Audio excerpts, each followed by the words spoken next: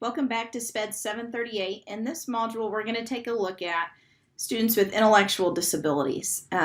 This is one of my favorite chapters. This is a group of students that I really enjoy working with, and it's a group of students that you're going to come into frequent contact with in your role as a special education teacher.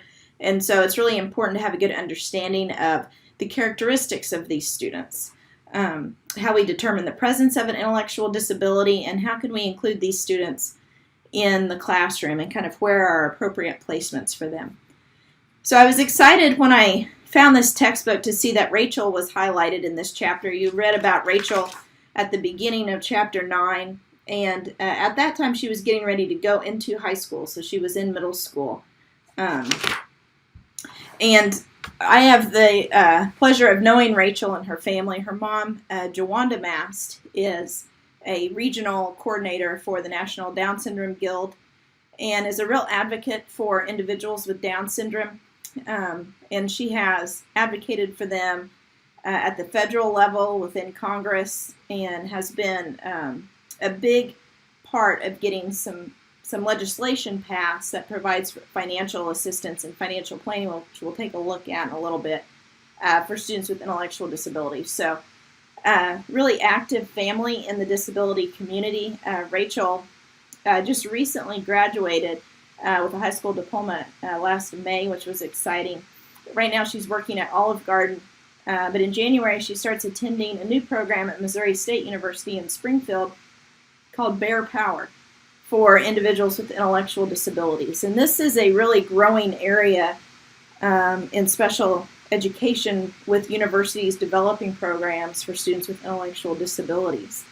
These programs are typically 2 years. The students live in the dorms. They have support provided with them on learning life skills, living independently, and they attend courses. Sometimes those courses are for credit, and sometimes those courses are more career specific for them. But what the research is showing us over the last 5 years that these programs have been in existence is that the employment rate of those with intellectual disabilities that go on to some kind of post-secondary program is much, much higher. It's a significant improvement from what we're seeing if they graduate from high school and then go into the workforce.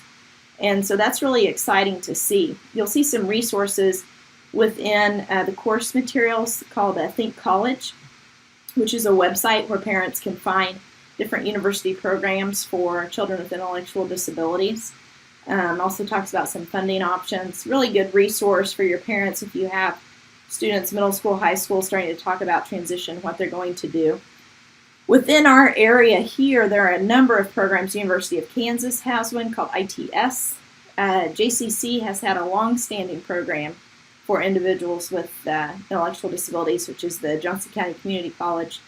And then Mid-American Nazarene also has a program for individuals with intellectual disabilities. So something to know about, especially if you work with high school students. It's good to know about that. But Rachel is really a neat story to see how her parents have really advocated for her to participate in inclusion, to get those benefits, to develop friendships.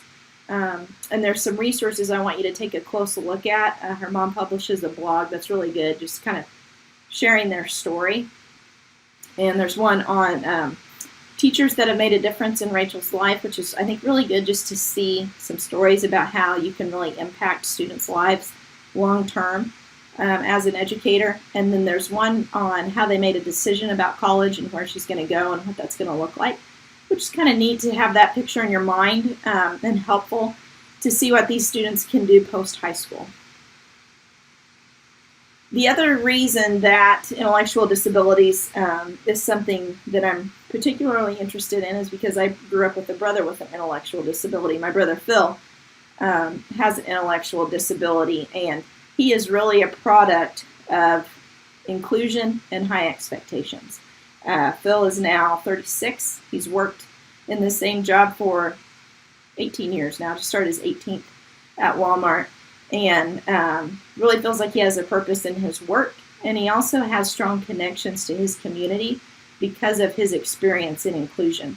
So I want to share a video with you, partly because this really highlights what inclusion can do, and also because it relates to Pitt State, and you are a Pitt State student, and so I think it's kind of neat to get this perspective of an individual with intellectual disabilities. What does life look like outside of high school?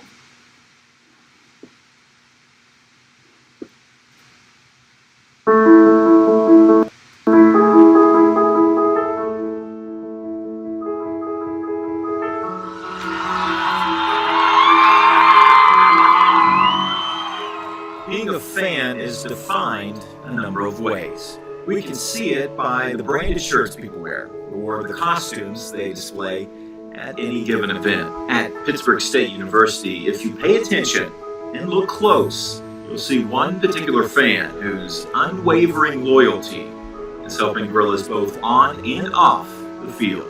Oh man, when you think about Phil Scott, you think about everything that means OAGAAG. You know, once a gorilla, always a gorilla, because he really embodies that type of message and that meaning. His positive attitude is almost contagious. Like, it just radiates off of him. He's just such a great guy, and he's one of those genuine people that you're just so lucky to get the chance to meet. It's just amazing how much love he has for the athletics here, and you know what he does for us and how much he cares about us.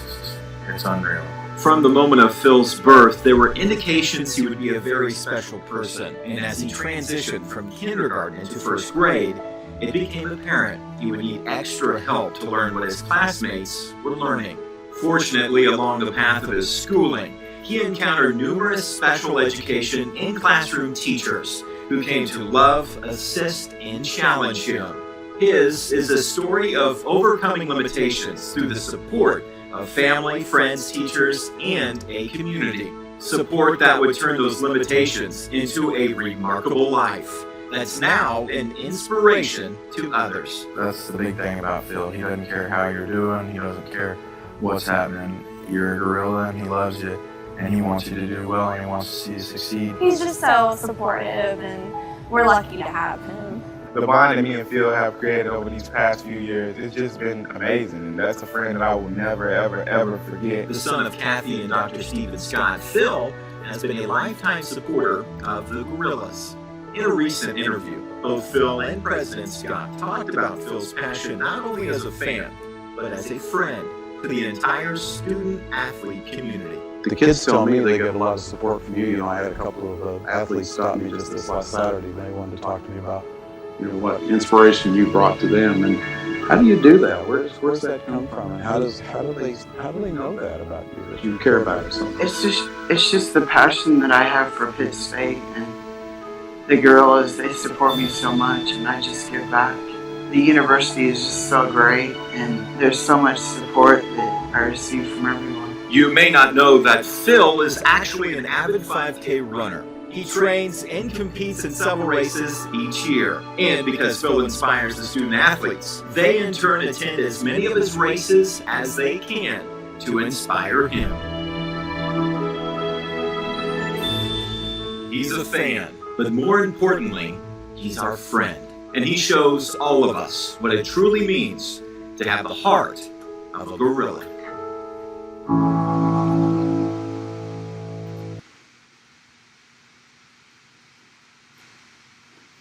So you can see that Phil's experiences in inclusion through K through 12 really helped him develop some social skills that now in his life are really helping him be an important part to his community.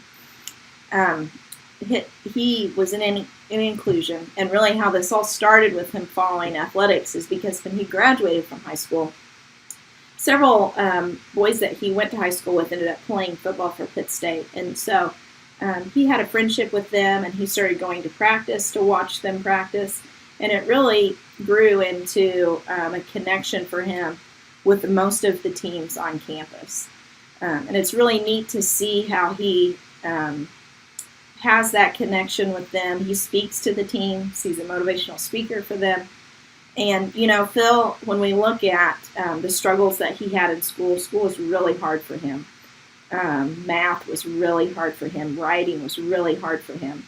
He still struggles with even like one-to-one correspondence, and being able to count change, for example, is something he still struggles with. But you can see in the course of his life, the things that are really making an impact are the fact that he was in those general education classroom settings with his typical peers and developing those relationships. And for him, his social skills allow him to have a job. You know, he can't run a cash register, but he's very good at greeting people, at walking around the store and being helpful to people if they need help finding something. And so sometimes when we think about inclusion, our focus is really on those academic skills, and we do pull out because we feel like we need to really key in on those academic skills, and that's very important. It's very important that we have high expectations for those academic skills. But I think also with this group of students in particular, we really need to think about that inclusion factor and how we help these students have good social skills, communication skills, relationships that they can take into life after K through 12. So I just wanted to share that with you so you can kind of see down the line. You know, you're kind of in the trenches right now. You might be teaching at elementary school, middle school, high school. It's hard because you have that really close view of what the student can and can't do right now and the struggles that they're facing. But I just encourage you to keep at it and keep advocating for them, having those high expectations, because the end result can be really, really good. Now, when we look at defining students with intellectual disabilities, typically that's about 6.8% of our students in special education that have an IEP.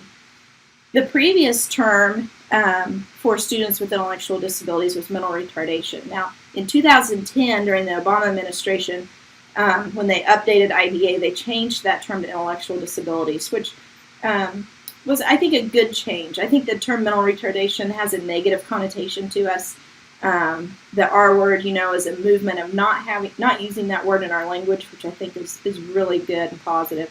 And so that term intellectual disabilities really defines these students better. So these students are going to have kind of two categories of limits. What is intellectual function? So we'll look at that in terms of how we determine that specifically.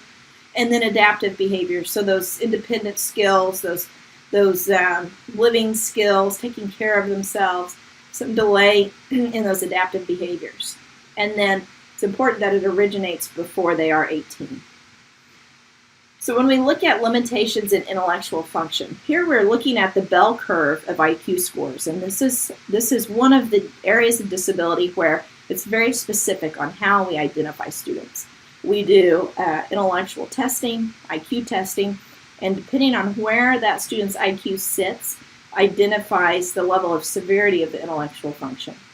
So you'll notice on the bell curve here, we kind of have the average range, so that 90 to 110 IQ score, 50% of our kids are going to fall in that, okay? In a typical second grade classroom, 50% of kids are going to fall in that range. When we're talking about giftedness, we're talking about students in that above 120 typically, okay, which is only about 6.7% of students. When we're looking at identifying students with intellectual functioning, we're looking here at identifying students with an IQ score of 69 or lower. Now, if we say someone has mild intellectual functioning disability, their IQ is going to fall between that 55 to 69 range, okay? Moderate, 40 to 54, that severe, 25 to 39, and then profound, below 25. So that gives you an idea, and we're going to take a look in a little bit about diagnostic tools that we use. Those diagnostic tools are going to connect that IQ score for us and then connect those adaptive skills that we have a delay in.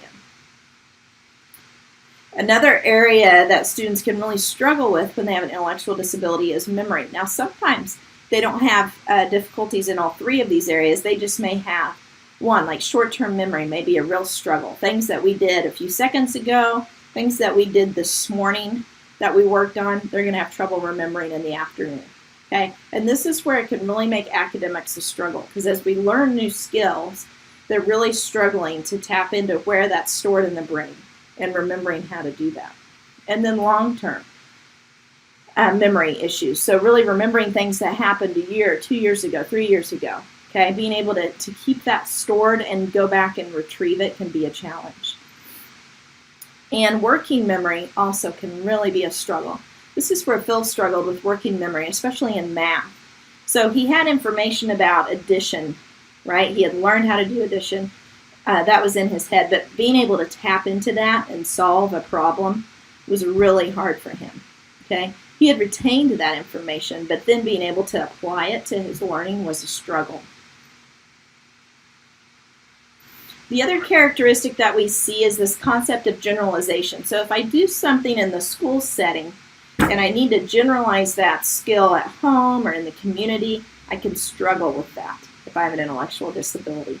You know, the school setting is pretty specific in terms of how we do things, right? There's not a lot of complexness to it. But the home and the community setting, we can really deal with some pretty challenging things if you think about kind of problem solving through. For example, Phil had this problem, and he lives independently, about a block from my parents in a duplex, and he still needs some support when things pop up in his house that maybe don't work, or he's dealing with a problem like his fire alarm, the batteries went out and it started going off. He knows how to change batteries. Okay, he's into electronics, but being able to then problem solve, getting the ladder out safely, climbing up, finding the right battery, changing that out, he struggled with those, generalizing those skills. And so that was a real challenge for him, and he runs into those issues every once in a while. So that's kind of where community-based learning comes in for students with intellectual disabilities, especially students as they go into middle school and high school, start working on some work-related skills, some life skills. You'll see programs that really allow students to develop those skills within the community or within the home. Phil did some of this in high school. He had a work-based program that he did for half of his day, his junior and his senior year, and he worked at Walmart those 2 years, and so really learned how to stock shelves, learned how to communicate with people when they had a question about finding something, kind of problem solving his way through that, and he did that with support. So he had a para with him who would help him do that. Even learning things as simple as clocking in and clocking out, or he had to take continuing ed courses on a computer, learning how to navigate that. It's really important for him to have that community-based learning experience and support before he independently was going to work. So when we look at adaptive behaviors, these kind of fall in 3 different categories. We have conceptual skills, social skills, and practical skills. When we look at conceptual skills, here we're looking at adaptive behaviors for language. So are students are they able to express themselves? Are they able to communicate, take language in, process what that person is saying and understand it? Sometimes that can be a challenge for students with intellectual disabilities. And so you will often see these students have language goals related to receptive and expressive language. Sometimes we will see a student with an intellectual disability that's nonverbal. They may use a technology device to communicate. That is something that we frequently see.